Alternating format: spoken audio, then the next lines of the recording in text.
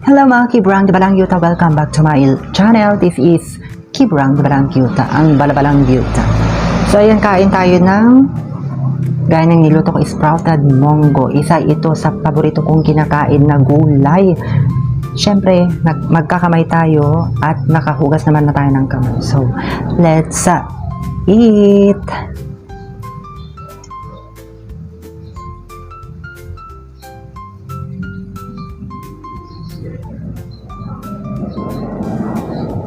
And syempre, wag nating kalimutan mag-pray bago kumain. So, unang subo.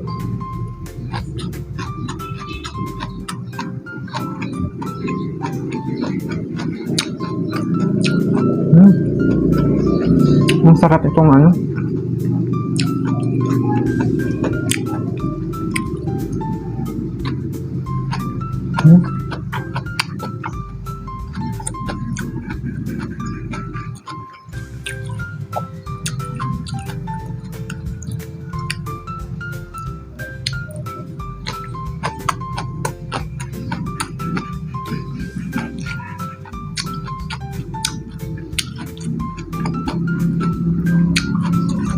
Napakasimpleng ulam ito mga Kibrang Balang Yuta, kasi igisa mo lang siya sa bawang, sibuyas. Nasa sa inyo kung lagyan nyo pa ng bawang, pero sa akin sibuyas lang ang nilagay ko, and then napakabilis. Nilagyan ko lang ng repolyo para may konting attract na kulay yung kanyang pagkagisa, and patis, tapos pampalasa. Yun lang yung nilagay ko, and then wala na. Napakabilis na lutuin ito, lalo na sa mga nagmamadali at hindi mapili sa luto. Igisa mo lang siya, itos mo lang siya ng garlic, and okay na siya.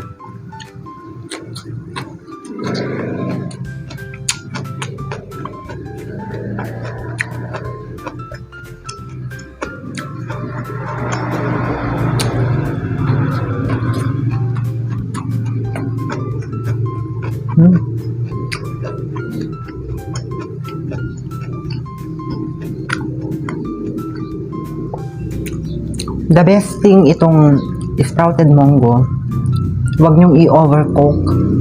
Ano lang, baliktaran lang siya para hindi masira yung kanyang texture.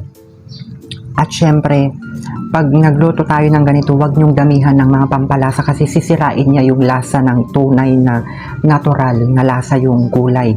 Lalong-lalo na itong sprouted munggo na ito. Kaya pag nagluto kayo ito, konting ano lang siya, seasoning, either asin or patis ang ilagay nyo.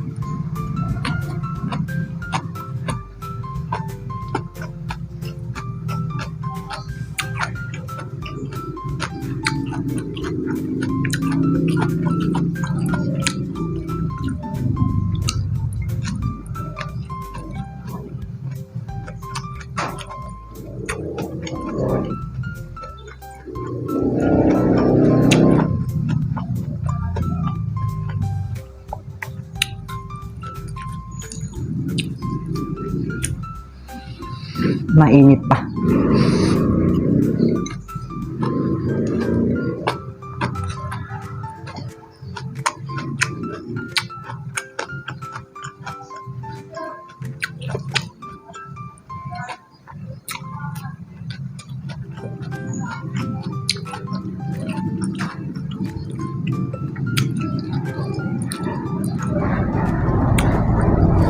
And the best na lasa tong sprouted munggo mga Kibrang Balang Yuta ay, sa akin lang ha, huwag nyo nang haluan ng kahit anong klaseng karne, mapamanok man o baboy yan o baka, para mag-level up yung kanyang lasa.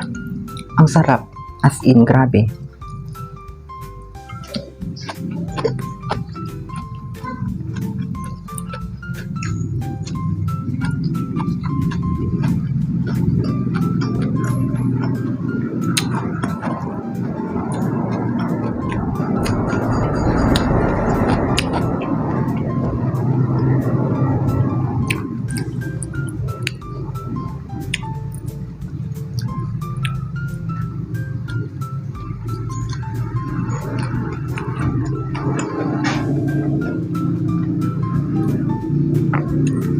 At isa sa mga nagustuhan ko nitong sprouted munggo ay inihahalo nila sa lumpiang gulay.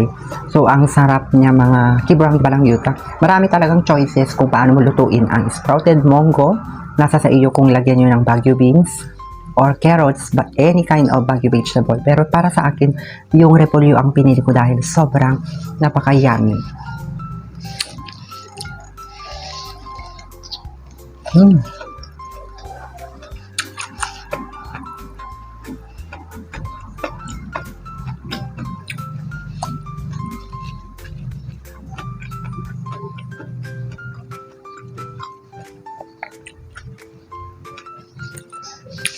Ang sarap talaga.